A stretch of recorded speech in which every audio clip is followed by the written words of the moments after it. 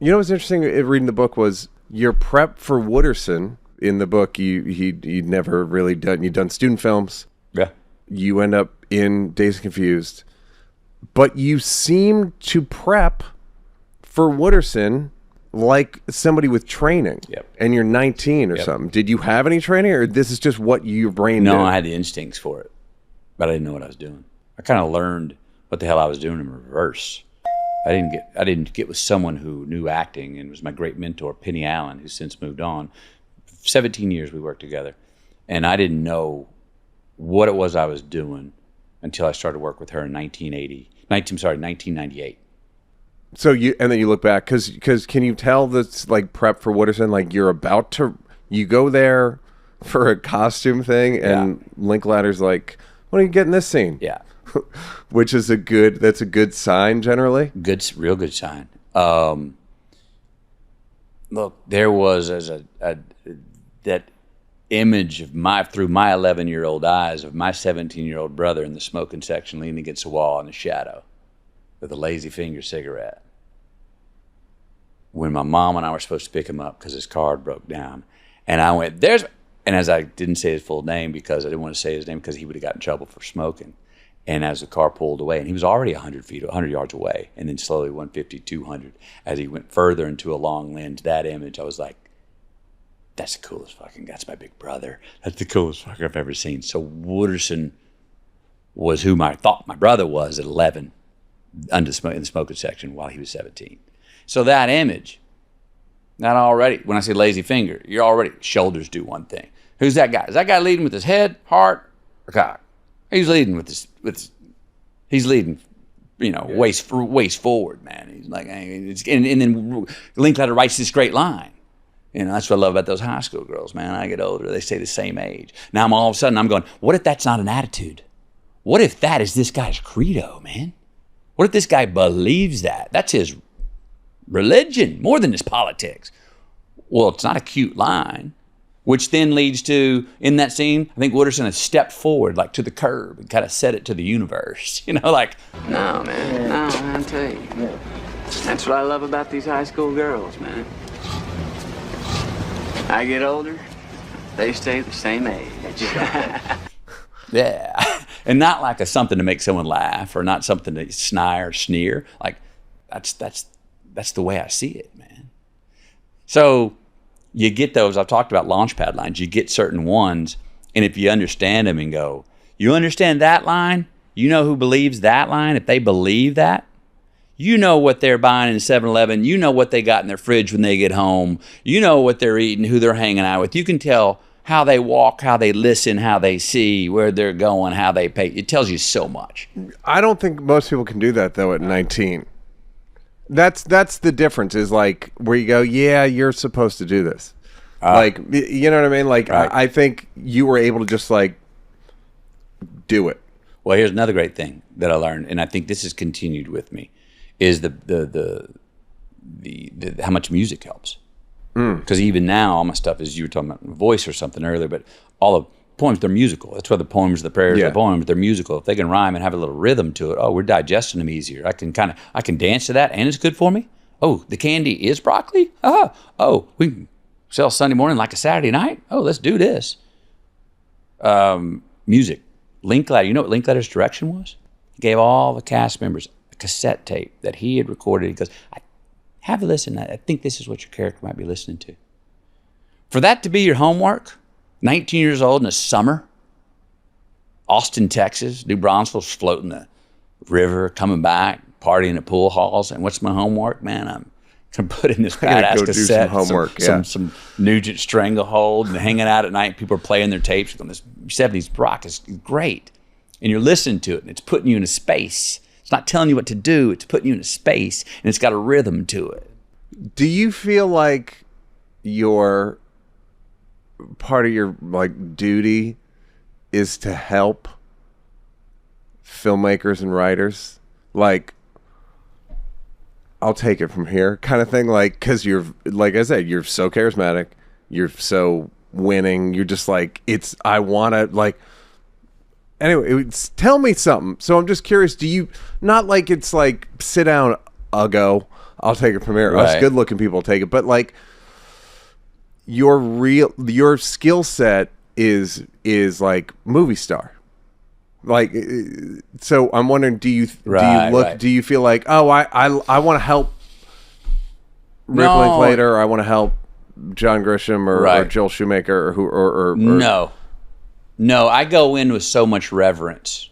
I have so much reverence for directors. Oh, I don't say it in a disrespectful way. Yeah, but I mean, ahead. I don't. Do I think that I help a filmmaker director be a better director? Yeah. When I'm on the set, I do, because I care about the whole story. And if we're set and agree on sort of tone or measure of excellence or truth, I'll have ideas that I think sometimes they go, oh yeah, didn't think of that. It may not have anything to do with me, and I'm throwing them out. And everything when you're on a set, you throw things out. Mm-hmm. It's all for free. One of the biggest compliments is being stolen from on set. I had a good idea. Someone to steal it. It's actually a great compliment. If it can help the scene, if it can help the story, take it, run with it.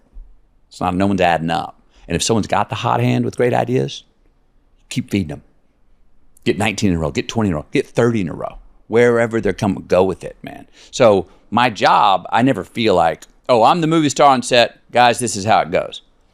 I do want to empower that director, especially if it's, say, maybe an independent director. I want to empower other actors as well. But my job, the way I see it, is Nic Pizzolatto, who lives here in town, who a really good friend of mine. He wrote True Detective. Yep.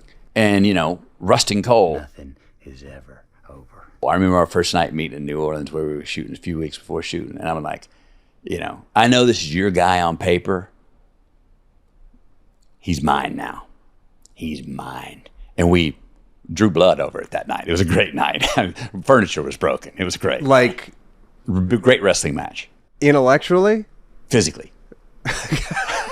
How? It's like, fuck off. Like, what's your angle? What's his angle? His angle is no, he's mine. I was like, no, he's not. Not Meaning anymore. what? Like, meaning you're I going will to be take word ownership. perfect? No, I'm laying. No. I'm about to be the bloodline. You put the word on it. Okay, my job, what I do is now to own this son of a bitch, and he has to become mine, and it will be my bloodline. I will be it. I'm taking it.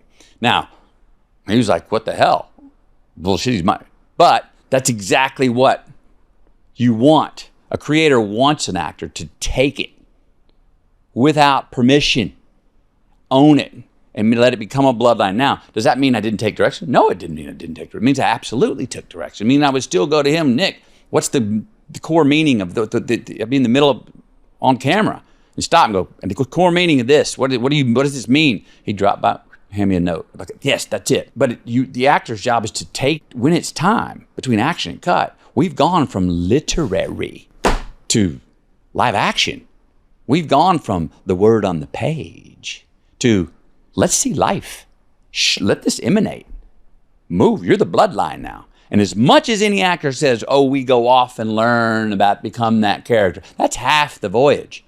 That's only halfway there, because you get there and then you come back and it's that inside of you. Every actor's doing it personally. So when we do it well, it's a massively personal experience. Are we playing to who we are?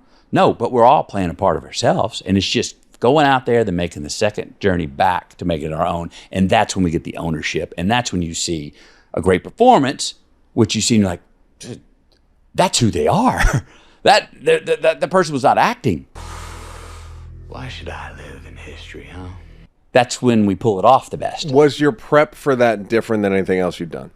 I'm talking about from the depth from what something emanates. So to understand Rust Cohle's point of view, to understand who he was, to see his realism, and this is the only lines I changed out of that entire, I said, look, I'd consider myself a realist, all right? But in philosophical terms, I'm what's called a pessimist.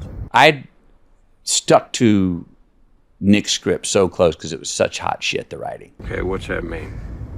It means I'm bad at parties. But to understand the philosophies and get deeper to understand, so then I wouldn't have to act them or sell them, or mainly just tell them, not even tell them, just to actually be having a monologue with the universe, and guess what?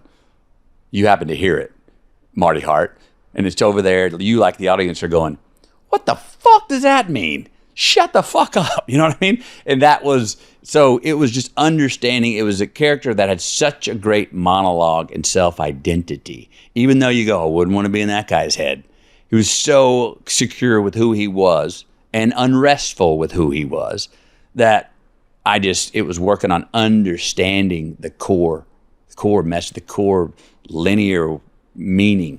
And was it, you'd ask Nick, what the fuck does this mean? He'd give you a book, he'd give you or he'd send me, a couple of paragraphs, or he'd write himself. Or by the time we got to set, it'd just be a note, a quick little small note. Like, got it. Because we were already, we had worked enough together on that to get to where we had a shorthand. At the end, was he like, you're right, it's yours now? Did you say that, Nick?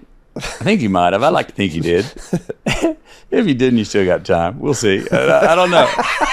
Well, no, it is funny where you will go back and forth with someone and be like, that's more me than you. But to get there and to have that ownership, that's what my goal is with every role. I don't get there, though, with every role. Especially I don't get there before we start. Sometimes I find it 2 weeks in. Sometimes I find it 2 months in. Sometimes I don't. I get out of it and I'm like, dude, I just hope I connected the dots. I never felt like I was completely seeing that character from the inside out. Sometimes I'll see the work and go, oh, you were and you didn't know it. Sometimes I'll see the work and go, not quite. Got a triple. You didn't get a home run now. Hey, did you like that? Did you like that? Yeah, did you like it though? You want more? Don't want to work? Would rather watch videos of me grab-assing with people? First of all, go up here to subscribe and then go up here to watch more clips. This is like when the weatherman says that there's a high pressure system coming in. I'm not really used to the green screen.